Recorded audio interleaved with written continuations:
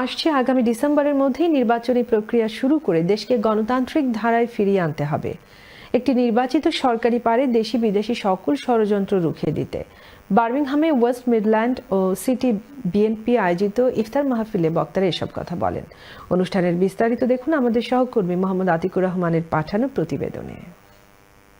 গত জুলাই আগস্টের গণ অভ্যুত্থান শুধু দেশের ছাত্র জনতার আন্দোলনের ফসল নয়, বরং দেশ বিদেশে বিগত 16 বছর নিপীড়ন নির্যাতনের শিকার হওয়া হাজারো বিএনপি নেতা কর্মীদের ত্যাগ তিতিক্ষার ফসল।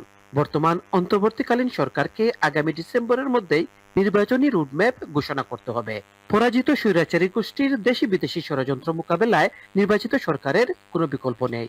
মঙ্গলবার বার্মিংহামে ওয়েস্ট মিডল্যান্ডস বিএনপি ও সিটি বিএনপি আয়োজিত ইফতার মাহফিলে প্রধান অতিথির বক্তব্যে একথা বলেছেন বিএনপির স্থায়ী কমিটির সদস্য ডাক্তার AZM জাহিদ হোসেন। স্বৈরাচার পালিয়ে গেছে, এটি শুধু ছাত্র জনতার গণ অভ্যুত্থানে হয়েছে তা নয়।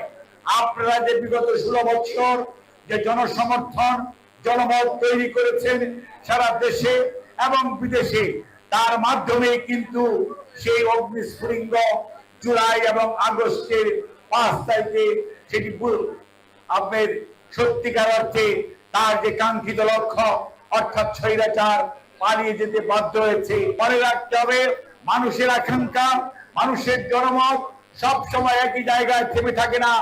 এই মুহূর্তে বাংলাদেশের লক্ষ কোটি মানুষের একটি দাবি, বাংলাদেশে এই অন্তর্বর্তীকালীন সরকার যত দ্রুত সময়ের মধ্যে বাংলাদেশে এই একটি নির্বাচন দিতে হবে। এই নির্বাচন তারা বলেছে ডিসেম্বরের মধ্যে দেওয়ার জন্য, কিন্তু কিছু কিছু একটি অংশের লোক ওইটা পিছানোর দুষ্টামি করার চেষ্টা করতেছে। বিএনপি নেতা সৈয়দ জমশেদ আলীর সভাপতিত্বে এবং আবদার হোসেন ও আওলাদ হোসেনের যৌথ পরিচালনায় এতে প্রধান বক্তা হিসেবে উপস্থিত ছিলেন বিএনপি চেয়ারপারসনের উপদেষ্টা যুক্তরাজ্য বিএনপির সভাপতি MM মালেক। বিশেষ অতিথি হিসেবে উপস্থিত ছিলেন যুক্তরাজ্য বিএনপির সাধারণ সম্পাদক কৈসর এম আহমেদ, সংসদ সদস্য আইয়ুব খান, আব্দুল লতিফ জেপি, মিসবাউজ্জামান সুহেল, সুজাতুর রাজা, ডক্টর মুজিবুর রহমান, আব্দুল বাসিত বাদশাহ, মুশাইদ তালুকদার সহ আরো অনেকে।